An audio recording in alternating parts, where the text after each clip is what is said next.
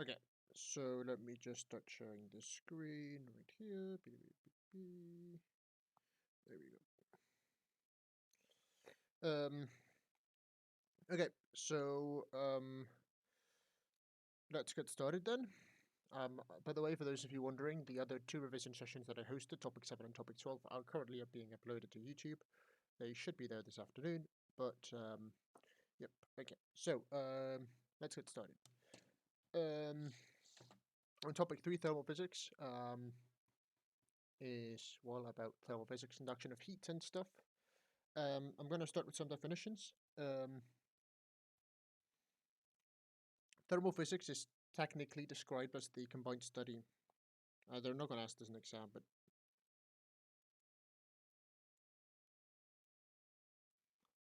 of thermodynamics, statistical mechanics,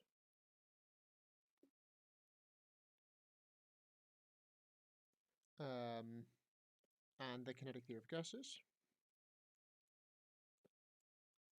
You don't need to know any StatMech for the exam and know thermodynamics or a little bit of thermodynamics, but this is just to get you in the mood of what we will be looking at today.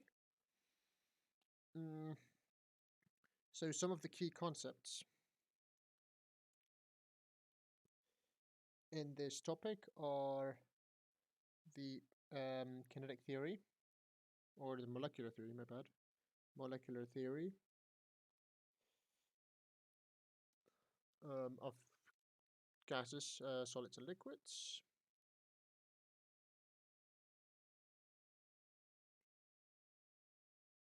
Um, yeah, I'll go over the entire syllabus. I'll go over it in a second. Molecular theory of gases, solids, and liquids. Um, temperature scales.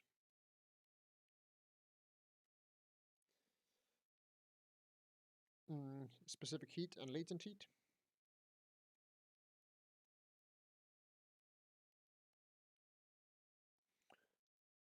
Um, and state equations for an ideal gas. Equations of state, rather, but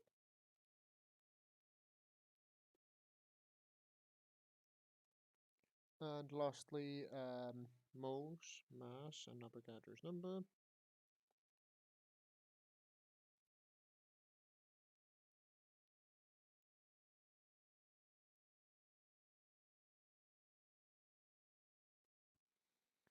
And difference between ideal gases and real gases.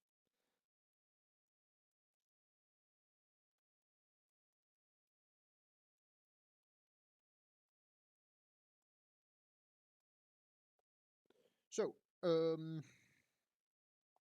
let's get started with section 3.1, which is thermal concepts, according to my notes.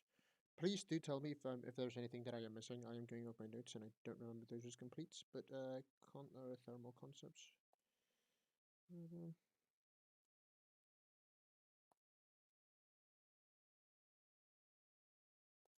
Good. Okay, thank you.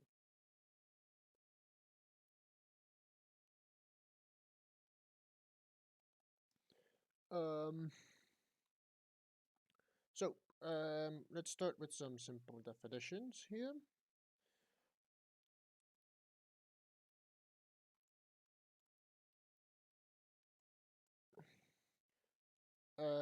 We start with a Kelvin scale, which is the absolute scale of temperature.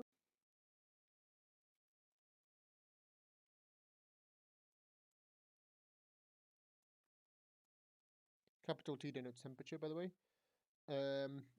The lowest temperature is 0 Kelvin, and that denotes absolute zero.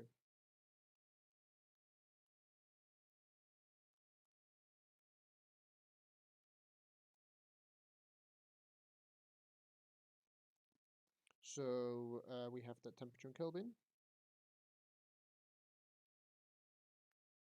is equal to temperature in degrees Celsius minus 273. Is it plus? My bad. It's plus 273, not minus. So can I? No. Well, then we also have. That's what you got. Then we also have average random kinetic energy of particles, which is the well, it's proportional to the temperature.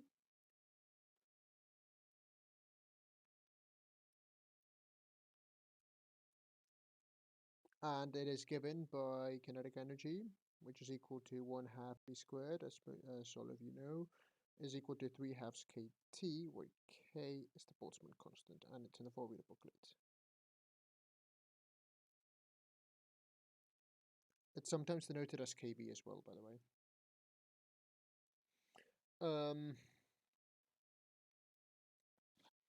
So obviously you expect that at 0, this will be 0. Then we have the internal energy,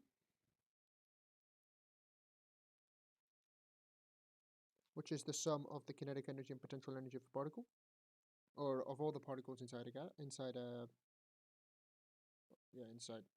substance. So sum of kinetic energy plus potential energy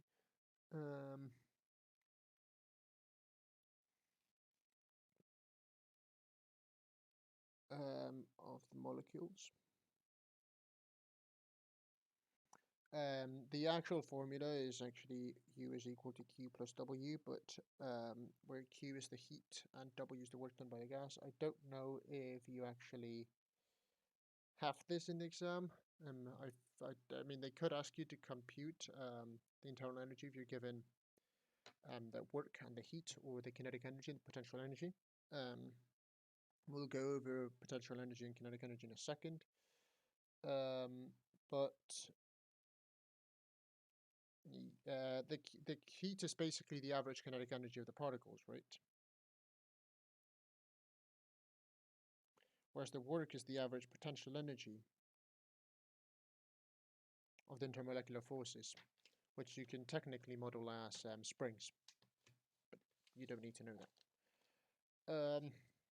So that's it for topic 12.1. I think it didn't miss anything. Oh yeah, solids, gases, and liquids. Where the hell is this? So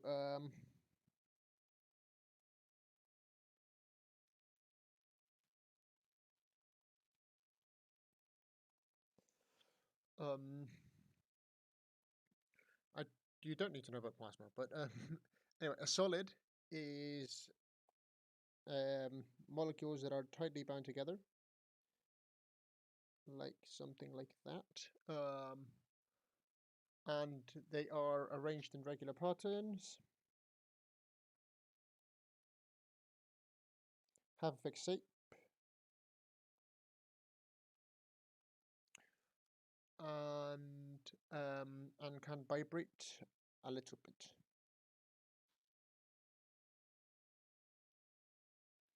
And they have the spacing is constant.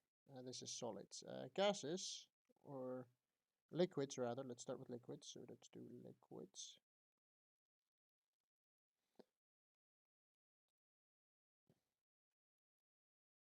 Have no fixed shape. Have fixed volume.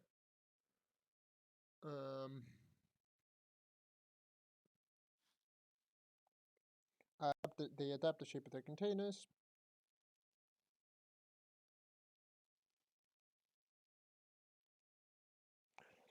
And they can flow easily.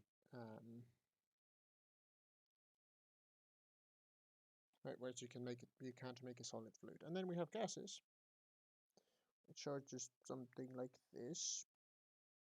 They have no fixed shape, no fixed volume.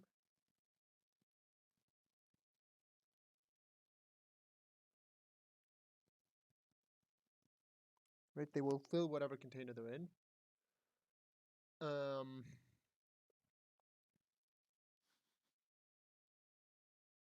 And they and they also have very little intermolecular forces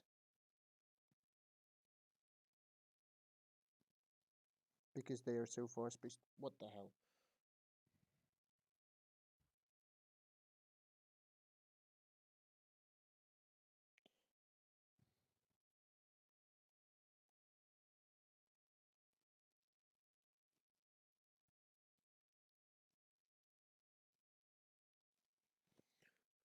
Um, any questions so far?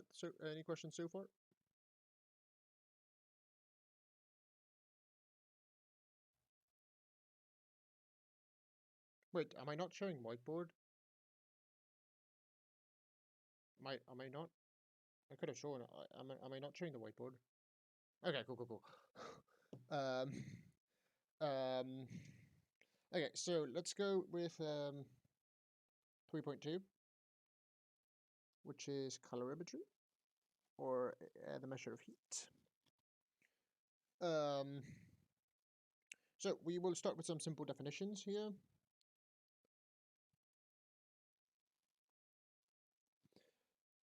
We have the specific heat,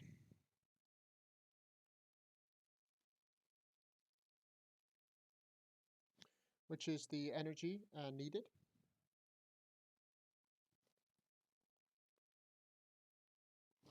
to increase the temperature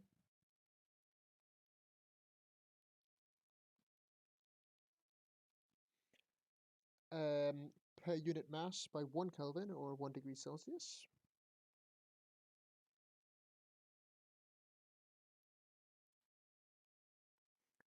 They are basically the same. Just remember the ratio is just a constant, so you don't need to multiply anything. And then we have the change of, change of state, is it called? Not sure, change or phase change. Is it phase change? Yeah, it's phase change.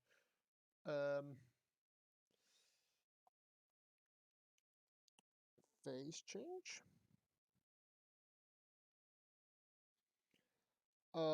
Where you have, so let's draw a little diagram to make things clearer. Really wish that this weird bug got fixed. Whatever. So, let's draw gas over here. And then we have an arrow going down like that, and an arrow going up like that, and then we have an arrow like that, and then we can actually, and then we have liquid here, and then we have solid down here, and I will actually make this a bit longer.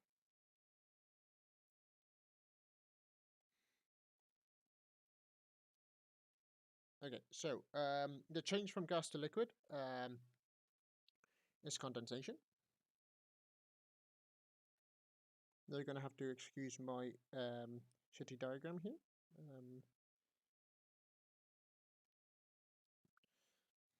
So condensation. Liquid to gas is boiling. My bad. I was thinking Spanish, so you're gonna have to excuse me for a second if I. Then we have solid to liquid, which is melting. Liquid to solid, which is freezing. Oh, okay, that's what it was called, solidification, but freezing it is. Gas to solid, or sorry, let's start with solid to gas, which is sublimation. Apparently that's not here, but anyway, that's sublimation, I think, and the other one is inverse sublimation. So this one is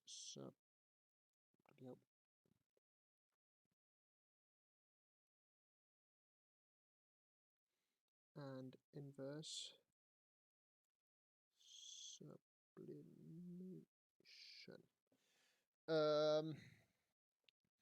And one thing to note is that entropy is increasing that way.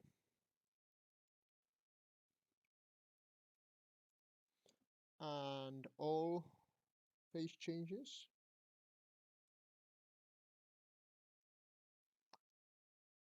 Are you... What the hell? Technical issues. I don't know where the hell my rating went. There we go.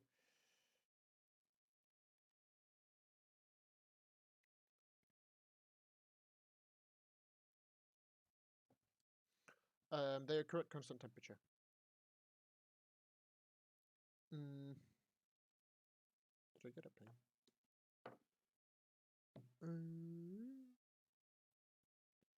Okay. They occur at constant temperature. I'm sorry for the technical issues. Apparently my Surface and its 2 gigabytes of RAM can't handle whiteboard and recording at the same time. But anyway, let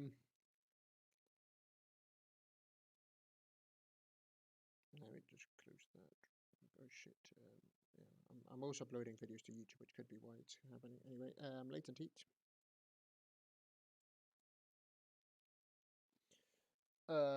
Is the energy required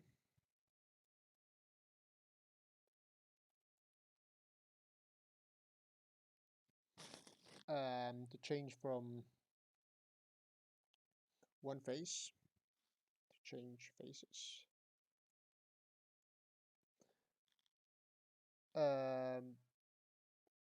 What per unit mass,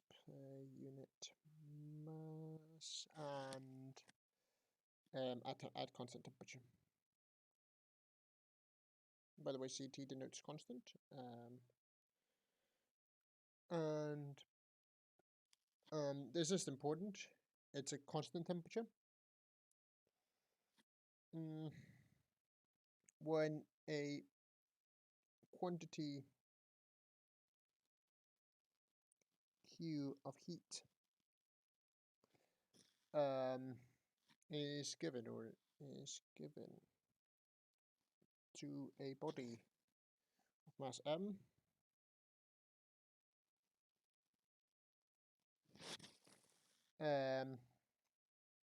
the body increases temperature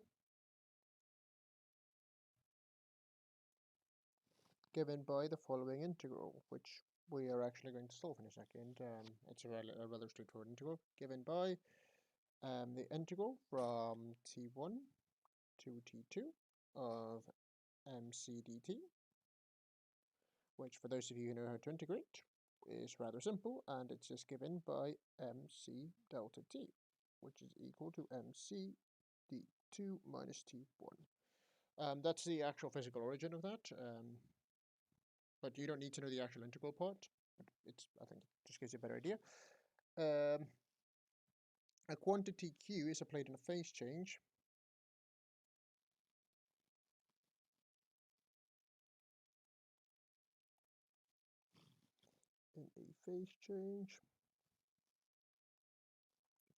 and is given by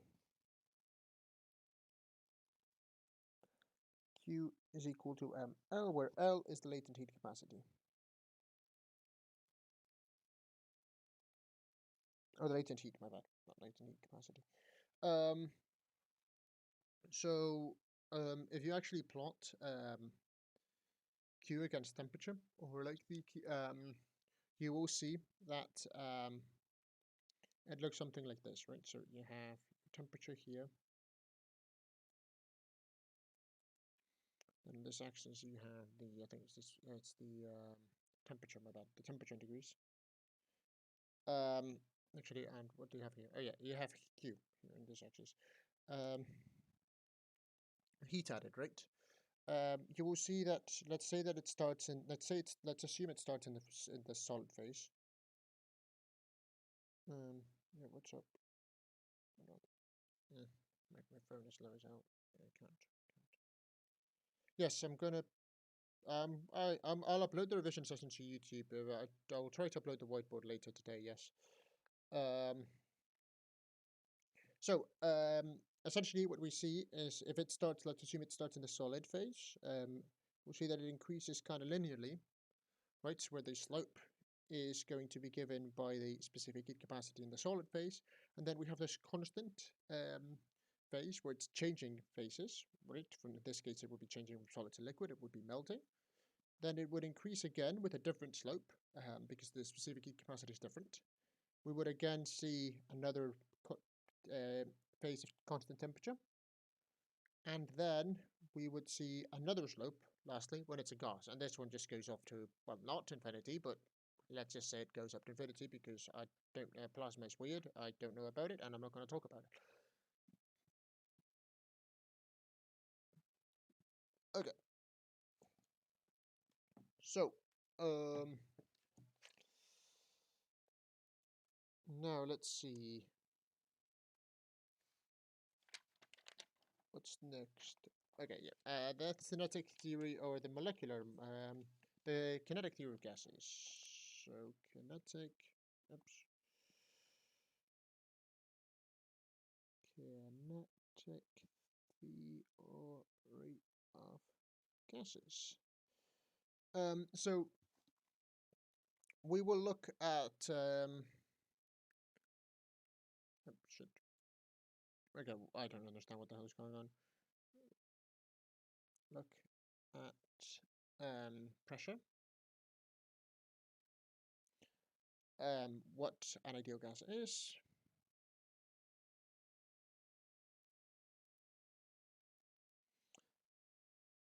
What a real gas is.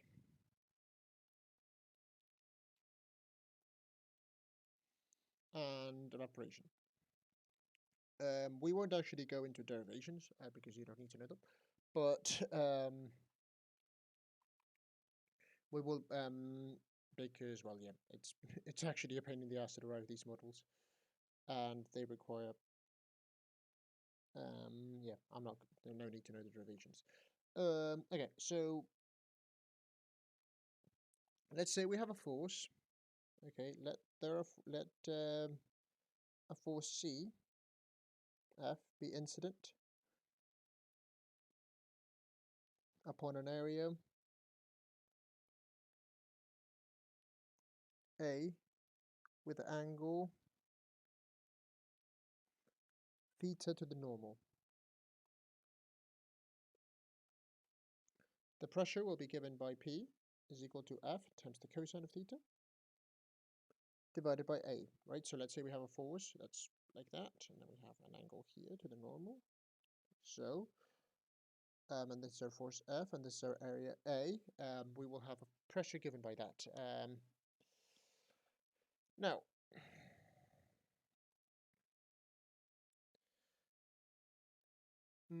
how is pressure in a gas defined? Well, a gas, right, is a set of molecules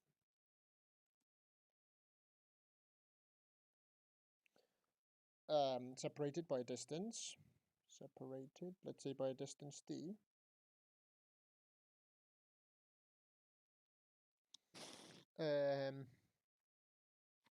Which is an average actually 10 times greater in a gas than it is in a liquid or in a solid. Now let's imagine that one of these particles, one of these molecules, bounces or hits the wall of the container. Right, because gases are confined in a container.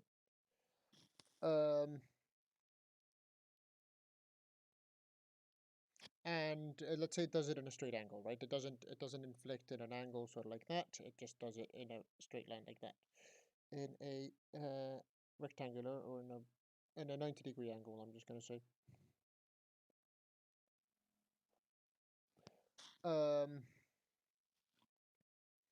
Well, during the collision, conservation of momentum tells us that the linear moment changes by, or momentum changes by 2mv, right?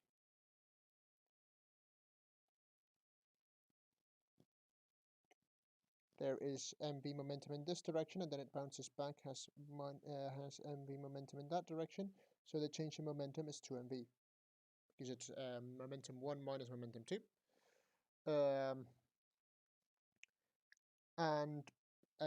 And so there exists a force because as the force is given by the change in momentum respect to the change in time. So there exists a force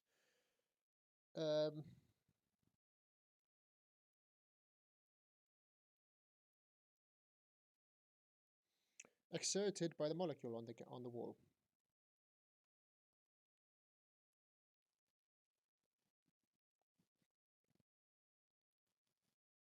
which we define as pressure.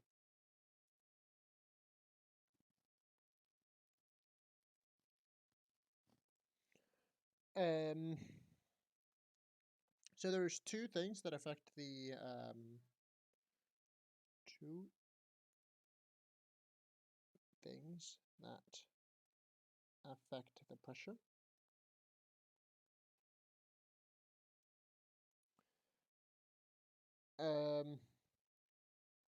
One is the average velocity of the particles,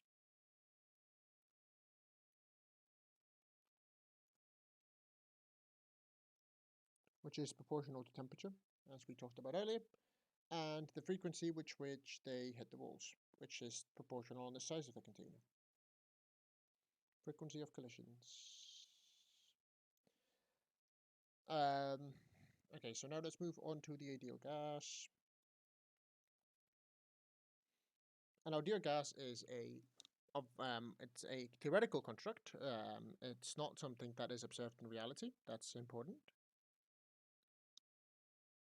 There are things that approximate it, but it's something that we made up. It's not something that we can actually observe. There's no such thing as an ideal gas. There's some things that approximate it, but it's that obeys the following postulates or the following laws.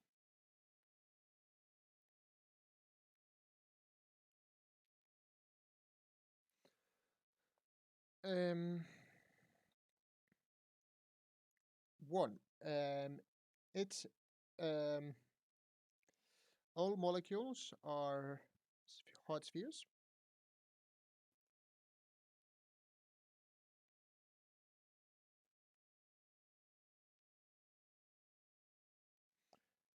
And with negligible volume.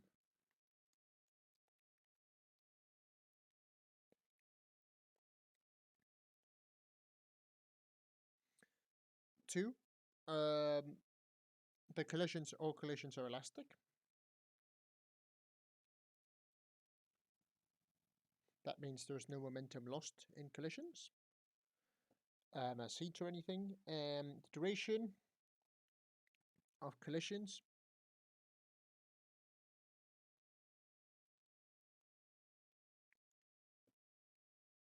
is much smaller than the time between collisions.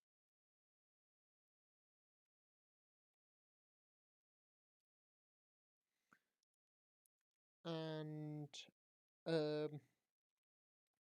is no intermolecular forces, save for the collisions, obviously. So there's no bonds between the particles, right? Because usually in a gas you have something like this, right? And then you kind of can model it as sort of a spring connecting to the particle, and this gives you a potential energy, right, given by 1/2 of kx squared, and so on. But this in an ideal gas just doesn't exist. Well, okay. And all particles move in a random way.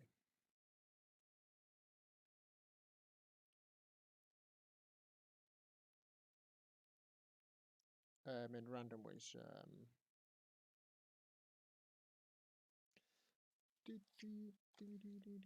And they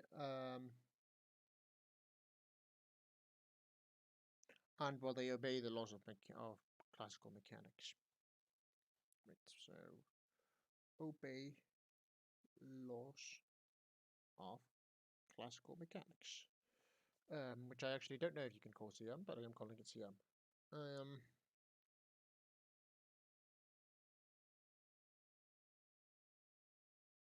Yeah, I'll upload the videos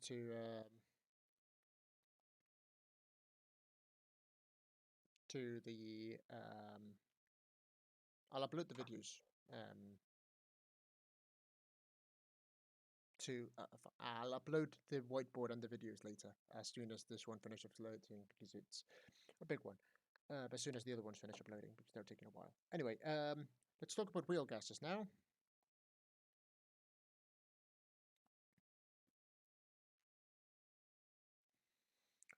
Um,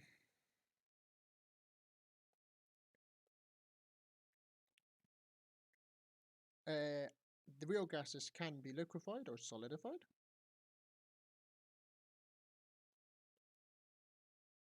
So they can be turned into liquid or a solid, right?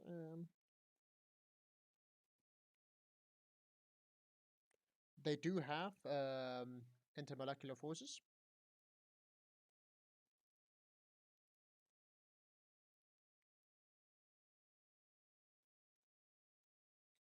And U is dependent on these, and U accounts for this. U being the internal energy, by the way.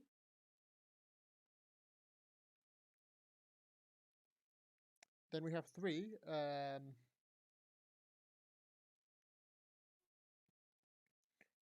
An ideal gas works as an approximation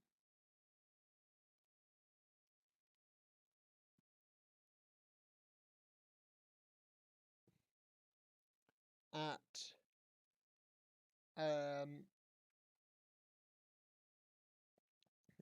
high temperatures, at low densities, high temperatures, and high volume. Is it?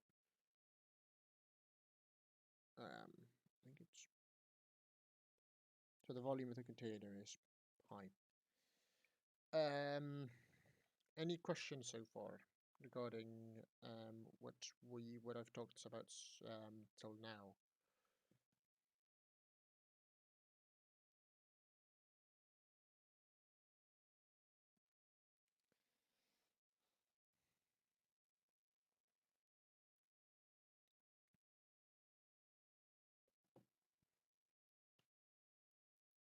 Ideal gases cannot be solidified or liquefied. No, that's an assumption. I didn't mention it, but yes, that is an assumption that you make in ideal gases. They cannot be solidified or liquefied.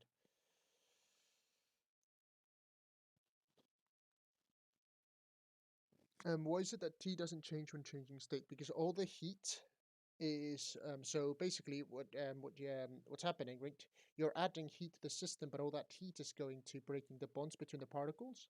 So think about it this way, right? I'm going to do a little aside here.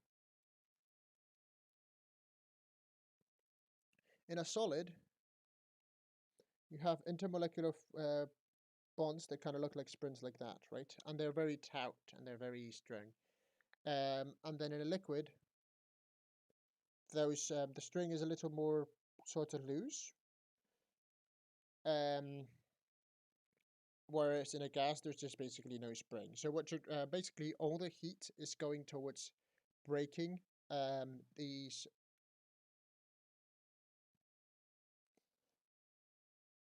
towards breaking the bonds.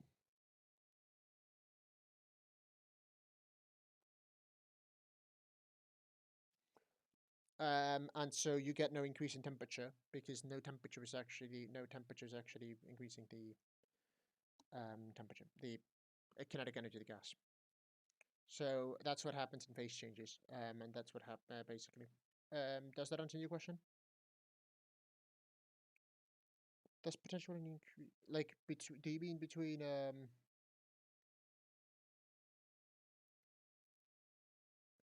in a phase change? Does the potential energy increase?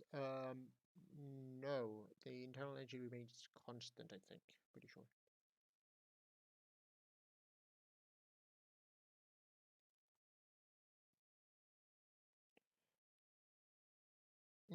Okay, so now what's next? Let me check what's next. Potential increases? I could have already did, but oh yeah, true. Internal energy is yeah, you're correct. Internal energy does remain constant. So potential energy does increase. I've never seen that asked in a question, but yes, I apologize for the mistake. Let me see what's next. We have the ideal gas law. I talked about that. Yes. Yes, if there's an increase in temperature, right, there is a decrease in kinetic energy due to Boltzmann's law, right, where 3/2 of kT is the kinetic energy. And so the greater the and so if you want the internal energy to remain constant, you need to increase the potential energy.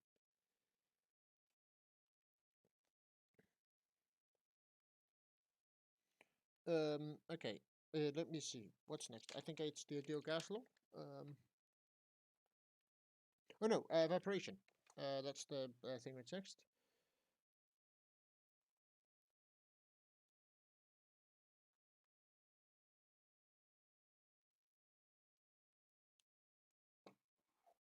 Yes. But um,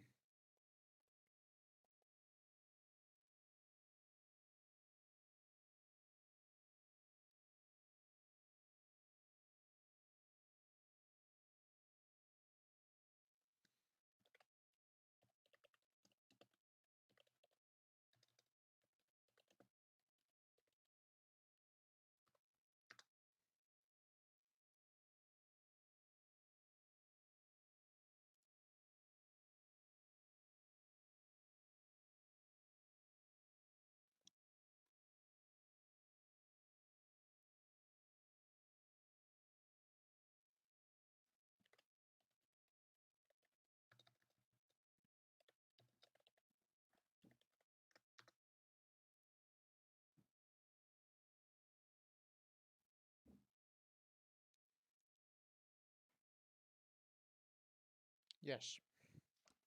Yes, that's exactly my bad. I made a mistake. Yeah. So what happens? You're increasing the potential energy in the bonds by breaking them, and therefore you're increasing the internal energy, but you're keeping the kinetic energy of the molecules constant by keeping the temperature constant. Um, yeah. So when you go from when you break the bonds, you increase the potential energy, and when you because you well and when you go backwards in the phase diagram, so you go from solid to liquid or liquid to solid, you decrease the kinetic energy because you're making the bonds more because you're basically the energy is going towards creating bonds rather than um, well, you're losing energy and that's creating bonds, which increases the potential, which decreases the potential energy. But when you're increasing from one phase to another, when you're going from liquid to solid, you're breaking the bonds, you're increasing the potential energy, and therefore you're increasing but the kinetic energy, since temperature is constant, remains constant. I'm sorry for that fuck up on my behalf. Anyway, evaporation.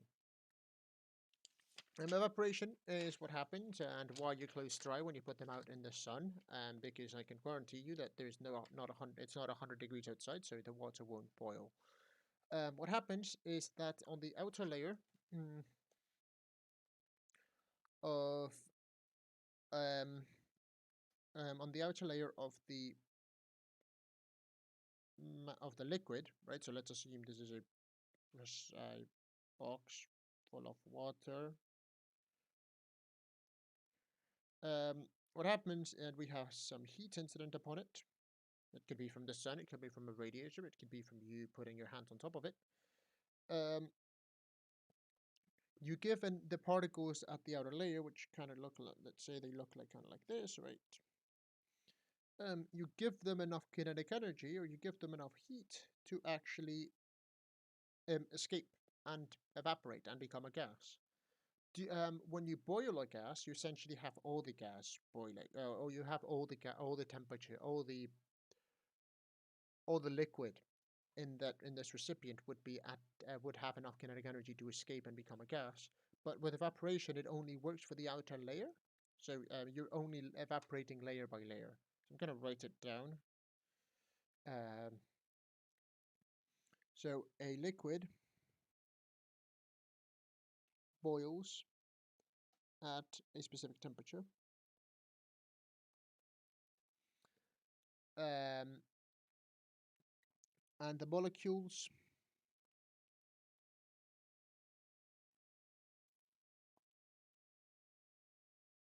from any point in the liquid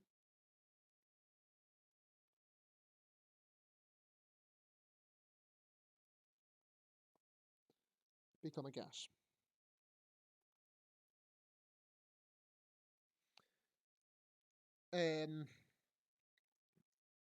Conversely, a gas or a liquid can evaporate at any temperature.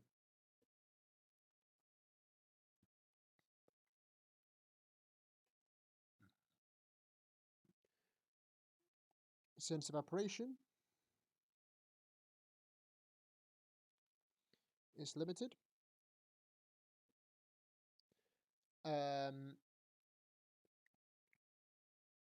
to only the outer layer, only the superficial layer of liquid. The rate of evaporation increases with T and S. Right, so the more temperature you have, the more kinetic energy you give the molecules per unit time. Therefore, the faster they are to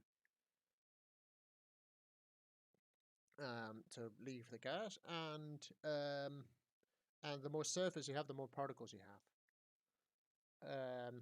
And see by the way they're pinging in chat. Anyway, so next up is the state equation for an ideal gas, which I actually pretty sure you don't need to know, but I have it in my notes for some reason, so I'm going to go over it. Which, I mean, well, actually, it's just, actually, you do need to know this. I was going to go, I did have that written partial derivatives, but essentially, what happens, essentially, the ideal gas equation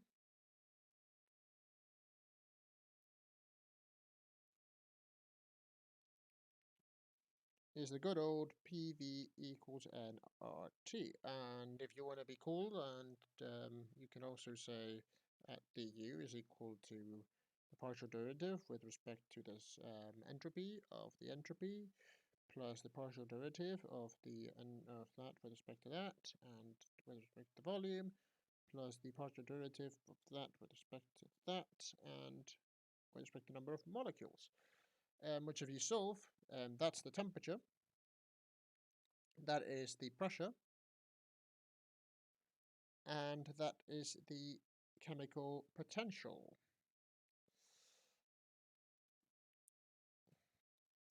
And so from that you actually get the ideal gas equation. But you don't need to know any of this. That's just its physical origin.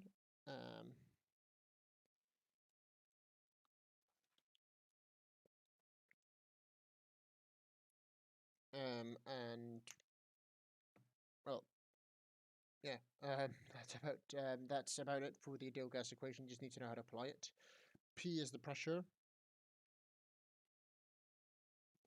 V is the volume. N is the number of moles. R is the ideal gas constant. Which if I is given by Avogadro's number times the Boltzmann constant, and T is the temperature, absolute temperature. Well, actually, it depends on what units you have the ideal gas constant in, but yeah, so usually you will see this as 8.31 joules per mole per Kelvin to the -1, or to the -1 as well. So that's basically all there is to it. Not much more to do. So I'm gonna do an example, just a quick example, so that you can see how it is. So let's have an isolated container.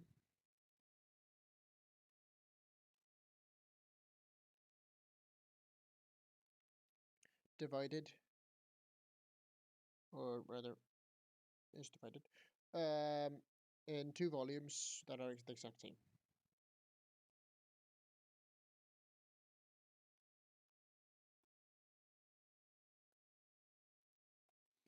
In the first half, or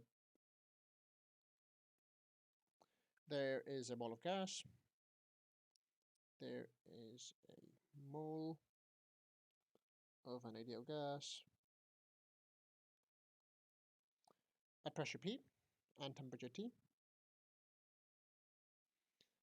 In the second half,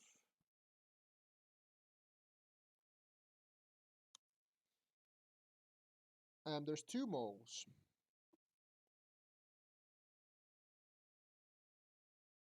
There are, rather, two moles of a gas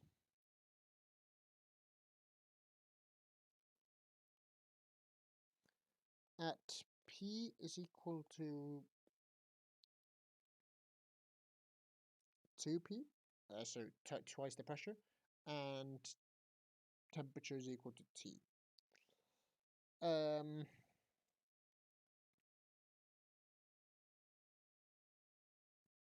Which will be the final pressure?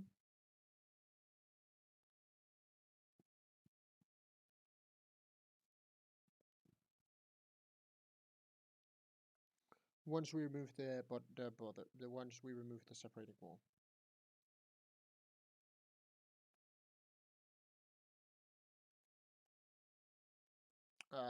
It is actually a multiple choice question, but I'm not going to give you the choices. Try to solve it by yourself, and then tell me what you would get.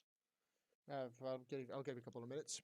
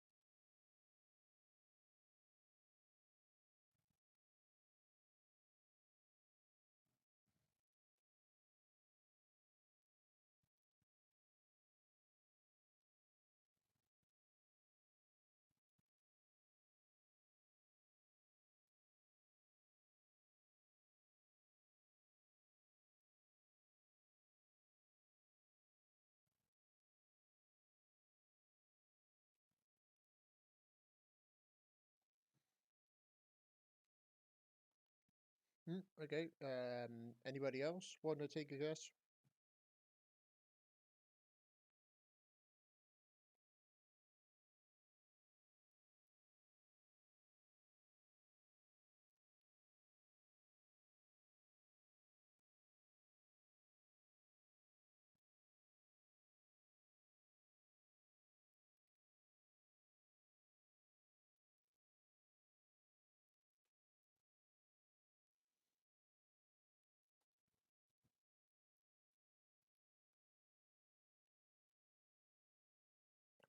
Me?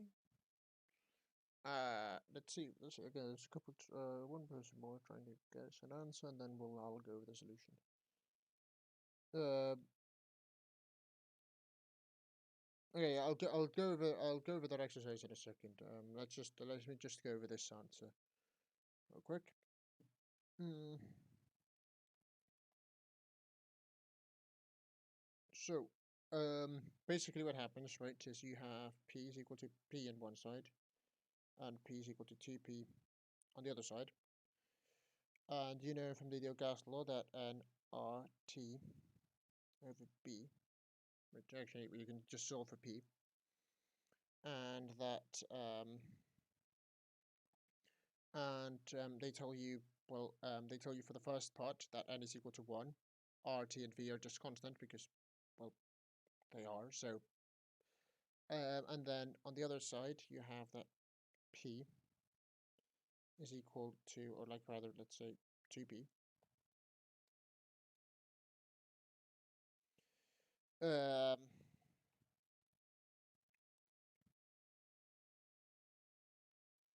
is equal to 2 right because there's 2 and an RT over V. And so this right here, or actually 2 and RT over V.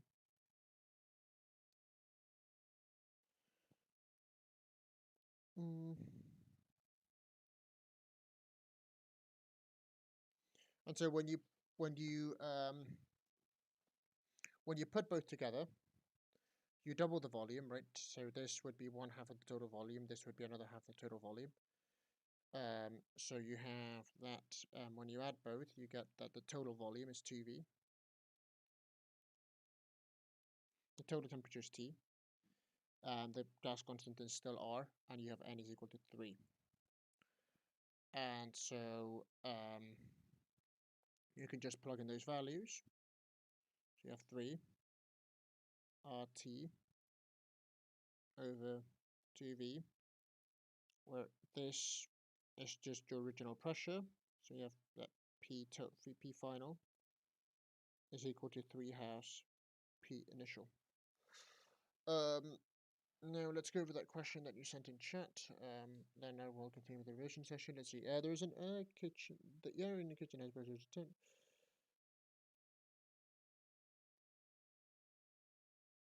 Okay, so let's see. Example 2. The air in a kitchen. I don't understand. Okay, the air in a kitchen pass P is equal to 10 to the 5 pascals. And T is equal to 22 degrees Celsius. A refrigerator of internal refrigerator of V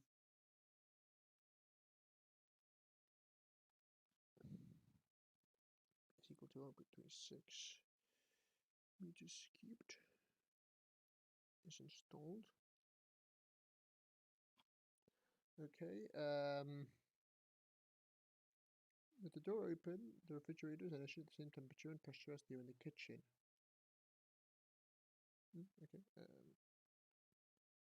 with the door open, the refrigerator is initially at the same T and P as the kitchen.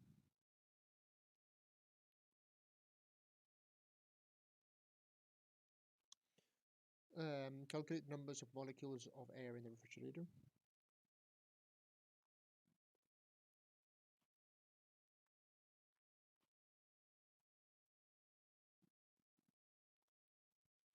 It does ask for molecules and not for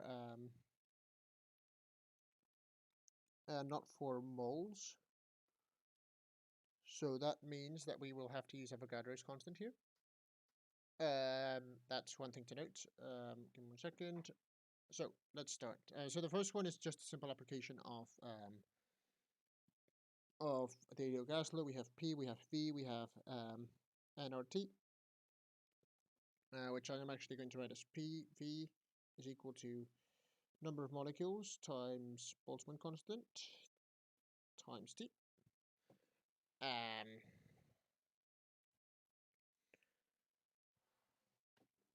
And this is just rewriting using the fact that R is equal to an A K.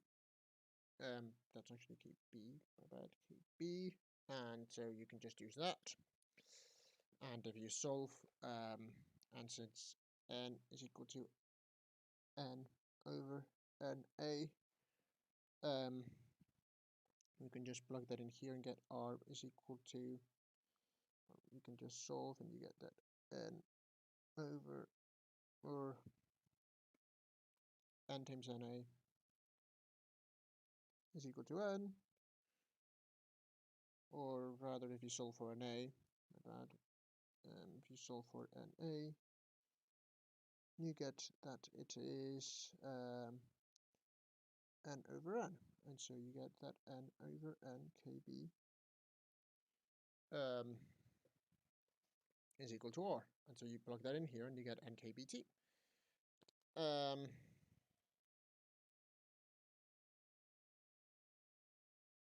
Yes, NKTN is the number of particles. Yes, exactly. It says Gaussian instead.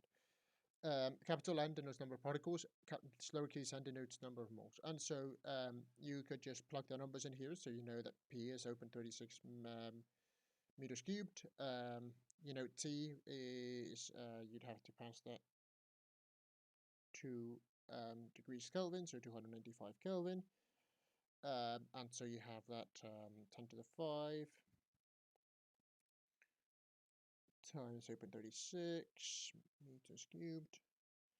I'm not going to write the units, but divided by kBt is equal to n. And I don't remember what the Boltzmann constant is, but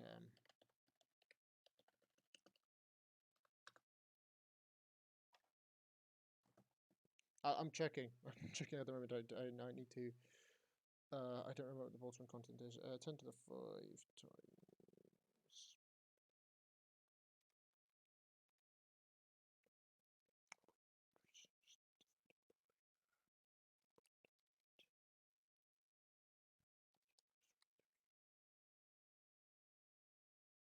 Okay, I just looked it up. Yeah, yeah, I got you. Times 207.95.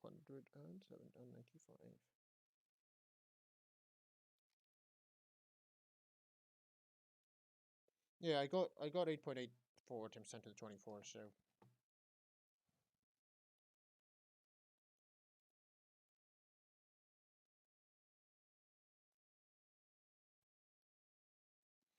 so okay, so that's how you solve question A. Pretty straightforward. Just a simple application of that law. B, the refrigerator door is closed.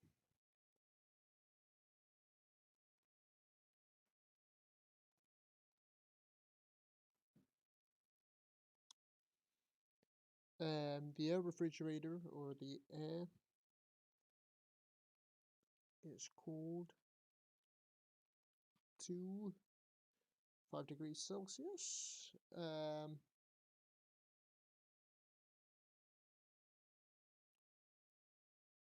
the number of molecules stay the same.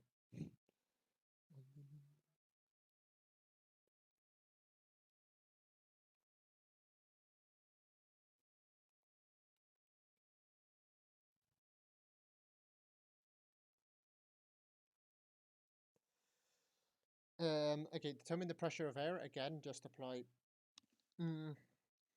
So you already know the number of molecules, so you could just do PV is equal to nRT and solve for that. So you get that P is equal to nRT over V, which we can rewrite as we did before as nKT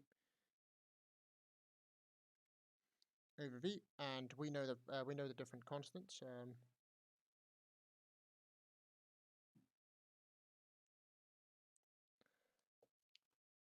So we have n. We already have n,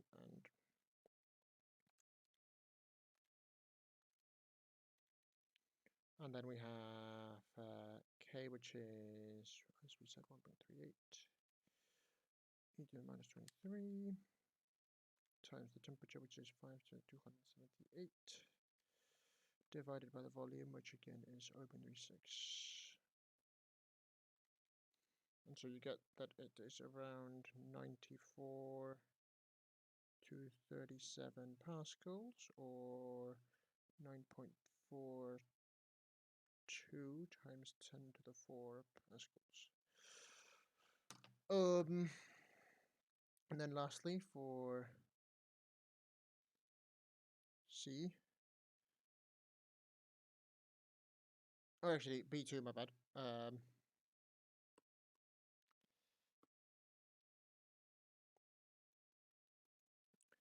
the refrigerator, the door of the refrigerator has an area of 5.72 meters squared, so the minimum force needed to open the refrigerator door is about 4 kilonewtons.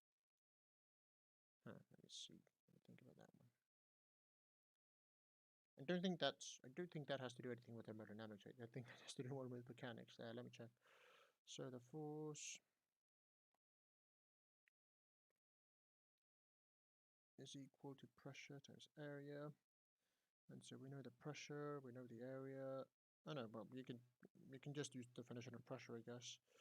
And so you have a pressure of around 9.4 pascals. You have an area of around 0.72 meters squared.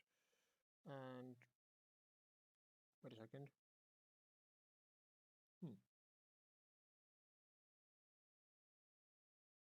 Didn't make a mistake.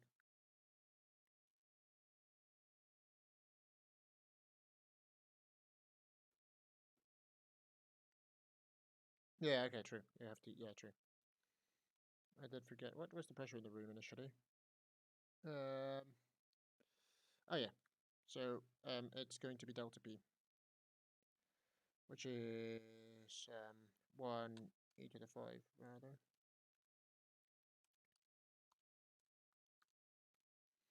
So that's 1 what about 1 e to the 5 times that, and then that times 0.72, which is around. Yep. Okay.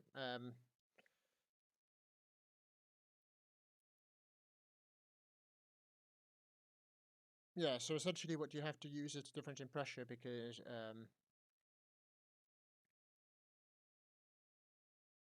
and so that's PF or P outside minus P inside, which is equal to around 5,700 or 5,800, and then just use this and 5,800 times 0.72, which gives you around 4,000.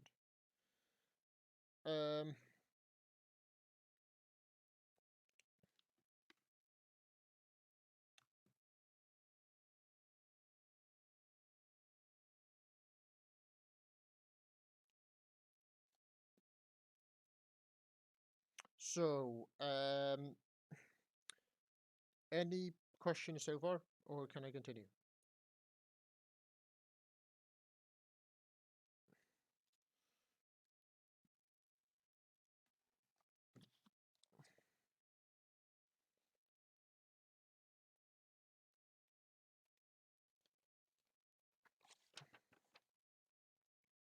Am I missing anything regarding this topic? I think I covered everything, right? Is there anything that you guys would say that I am missing from this topic? Because I really think that I covered everything. It is a shorter topic than topic 12, which took me like 2 hours.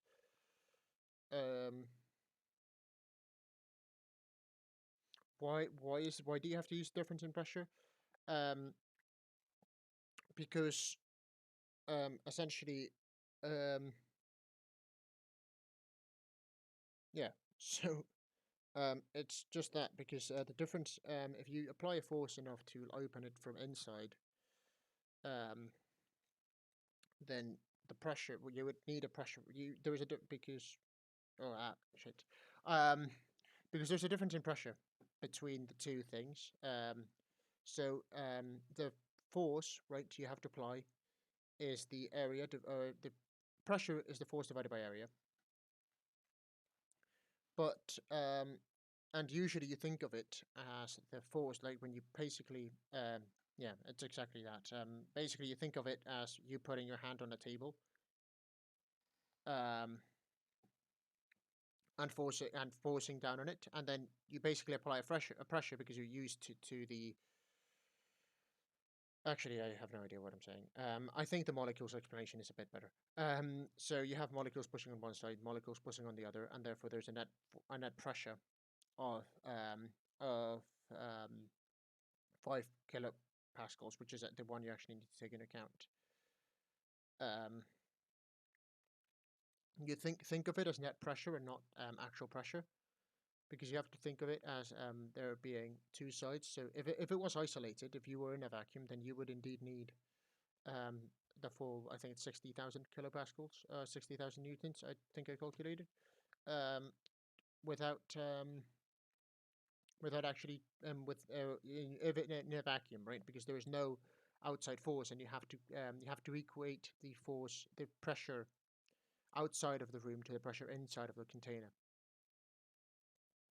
And so, since the pressure outside is zero, you need to apply enough force to exert enough pressure to create enough pressure outside. So you need 60,000 kilopascals. But since you already have some pressure outside, you only need to exert a certain pressure to equate that the pressure inside the container is the same as the pressure outside the container. That's basically what pressure sealed means. When something is so tight that you can't open it, is because there's such a huge difference in pressure that you need such a huge force to open it that you can't. Um, and that's why actually why fridges are a bit hard to open, because there is a difference in pressure between the inside and the outside.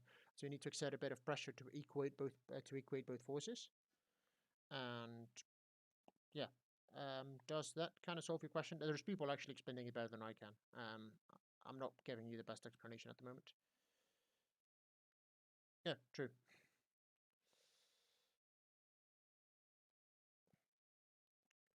Um, are there any more questions? Method of mixture. Is that I was looking at the syllabus, I didn't find anything. But like, do you mean like homogeneous and heterogeneous mixtures? Is that what you're talking about?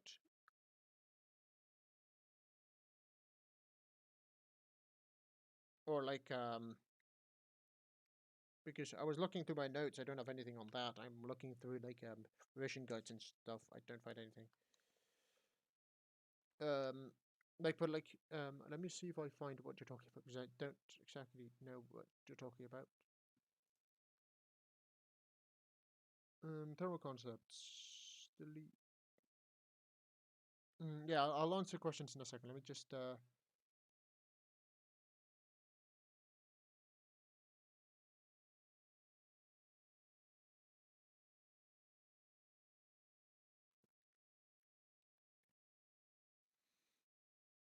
hmm.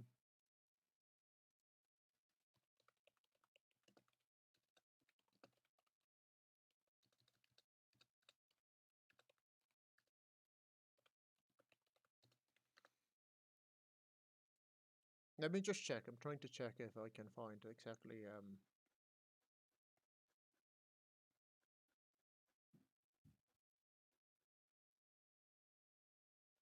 what what I'm missing.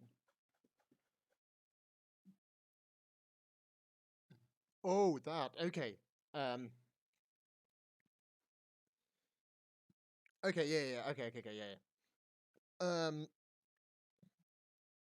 So, do you want to send an example about that exercise, or do you want me to go over it just from a theoretical perspective? And regarding that question to containers X and Y,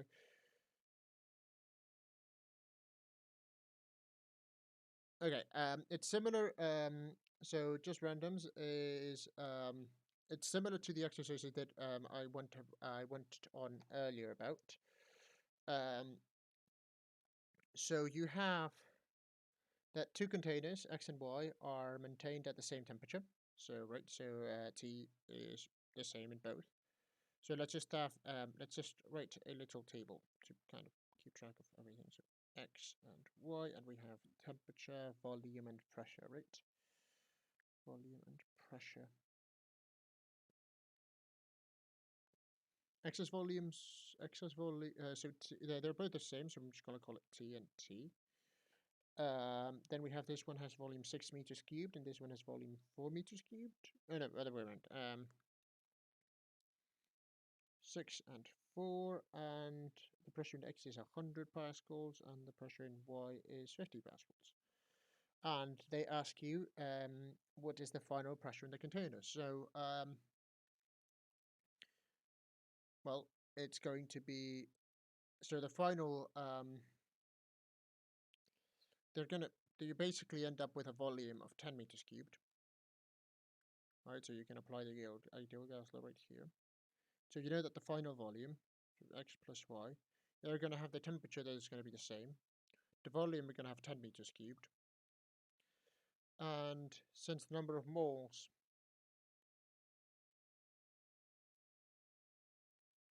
well, they both are an ideal gas, you don't know the number of moles, so I'm just going to assume they have the same one, even though I don't know if it's a valid assumption.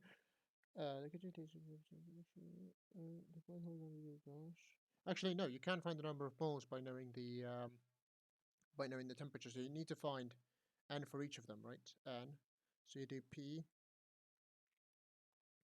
V over RT is equal to N1, which this is P1 and V1, and P2 V2 over RT is equal to N2. And so you know that P1 is let's say this is X, right? So you have 100 times 4 divided by RT is equal to N1, and um, and then you have 60 or 50 times 6 divided by RT is equal to N2. That's 400 and that's 300. So that's just 400 over RT is equal to N1, and 300 over RT is equal to N2. So essentially what it's telling you is that N1, or N2 rather, is equal to 3/4 of N1. So if we just say, let's just say that N2 has 1 mole, or N1 has 1 mole, this one has 3/4 of a mole. And so from that, you now know the final volume, which is 10 meters cubed. That's going to be the final volume. You know that the final number of moles is going to be 7/4, and you know the final temperature is going to be T, because that's not going to change. And so you're going to have PV, or you're going to have P is equal to nRT over V. P is going to be equal to N, which is 7/4, we said, times R times T divided by 10. And now you can just solve this and get 7RT divided by 40. And you don't know the final temperature, do you? Is this does paper 1 question?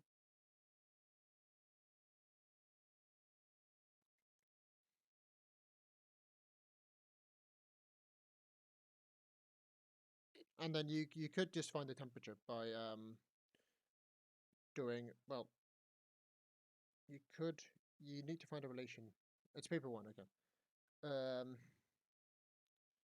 So once you have this equation right here, I think what you have to do is what do you have to do? I think there's probably an easier way to solve it than what I'm doing.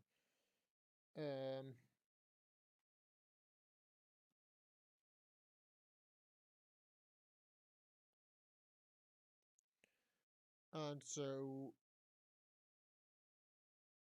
once you have that, you have the final temperature. I mean, it's going to be given by this equation, but you can't solve it because you don't know T.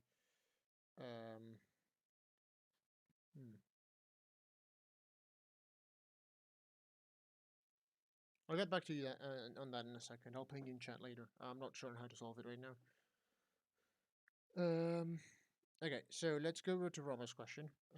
I'll get back to you on that in a second. I need to remember how to solve that.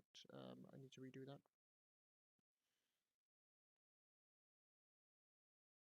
Dude, can I please move? Okay, I'm gonna do this exercise and then I'm gonna have to go. I'm sorry. So a mass of M at iced a mass. Okay, so let's just look at a mass M of ice at T is equal to -5 degrees is changed into water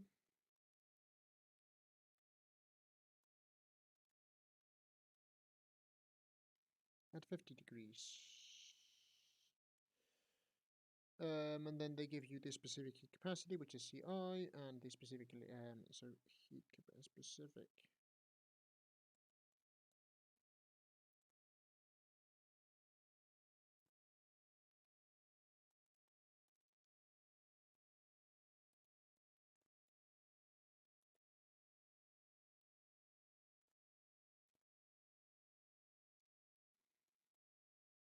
12CW, and specifically to heat.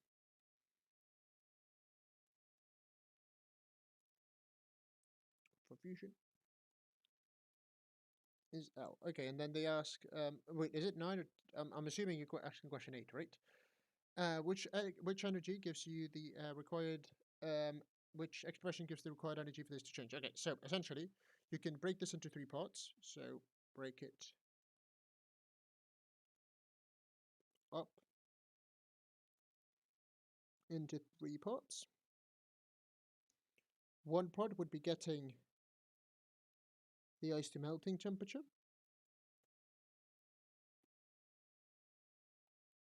The second part would be the phase change. The third part would be heating of the water. And from here on, it's trivial and left as an exercise to the reader. No, just kidding. Heating up the water. Okay, so let's look at the first part. Let's look at phase 1, okay? So we just need to heat, we just need delta T, we just need it to hit it to 0 degrees because we know that. And so delta T is going to be equal to 5 degrees Celsius. And so we're going to have that, it doesn't matter. It doesn't matter what unit with the temperature is in, obviously, because it's going to be a change anyway. And so the Q needed for this change is delta T times the specific heat of ice, which is going to be 5 Ci. Then let's look at phase 2, where we do the phase change, right? So we know that the Q in a phase change is going to be given by M. Actually, we're missing an M here, because this is M. Actually, no, I did add it. Never mind. Mistake. Delta T M C1, and so I know we know this is going to be ML, so we know that just by definition. And then the third one is heating up the water, and we know that delta T again is going to be equal to 50 degrees because we're going from 0 to 50, and so Q is going to be equal to delta T MC water because we're talking about water right now, and then it's 50 M and C water. And so the total heat would be the sum of all these three, and this is going to be 5 degrees Celsius. And that's going to be 5 MC1 plus ML plus 50 MCW, which if you factor out M gives you M times 5C1 plus L plus 50 CW. And that would be how you answer that question, which is answer. Yep, it's answer C.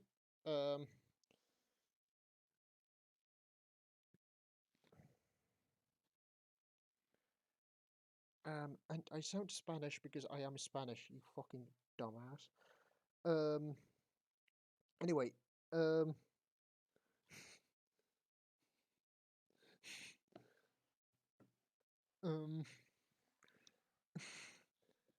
yeah, so basically just solve it like that. Just break it up into three steps and then just solve the steps separately. Are there any other questions? I still have 7 minutes before I have to go. Well, yes, it would work for all these types of exercises, yes.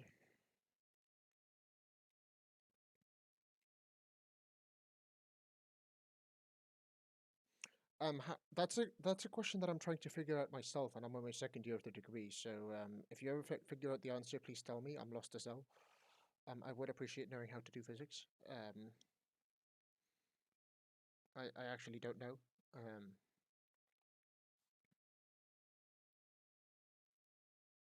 So, any more questions?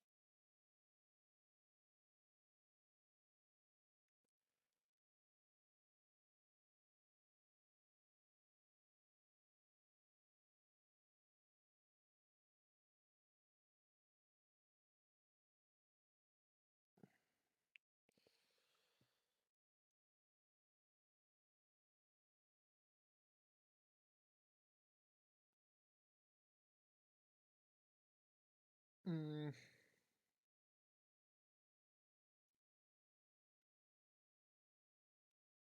Dude, I'll be honest, I don't recognize a single equation in that paper. Like, not a single one of them. Or is it just one equation? Oh yeah, it's one equation. What the fuck? Okay, no.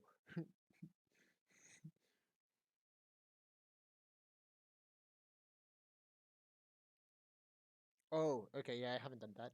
I think that's grad school physics. Um,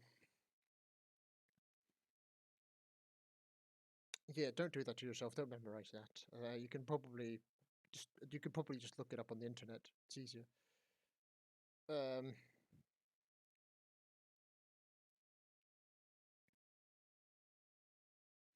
anyway, I'm gonna stop recording now.